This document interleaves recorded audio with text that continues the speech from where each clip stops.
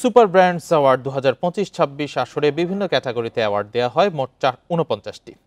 এমন আয়োজন পণ্য ও সেবার গুণগত মান বৃদ্ধি করতে সহায়তা করবে বলছেন অ্যাওয়ার্ড প্রাপ্তরা। শনিবার সন্ধ্যায় রাজধানী একটি 5 তারকা হোটেলে সুপার ব্র্যান্ড অ্যাওয়ার্ড 2025-26-এর জমকালো আয়োজন অনুষ্ঠিত হয়।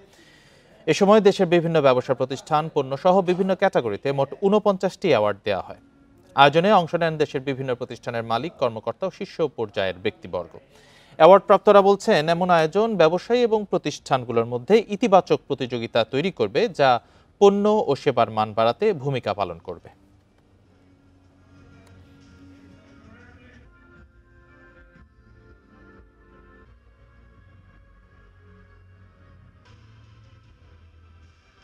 ব্র্যান্ড ফোরামের যে উদ্দেশ্য সেটা হচ্ছে এই যে গুণগত মানটা বজায় রাখা প্রোডাক্টের ভিতরে, এটা একটা ইম্প্যাটাস রিকগনিশন যে আমাকে আরও ভালো করতে হবে, আরও দেশ আরও ভালো দিতে হবে।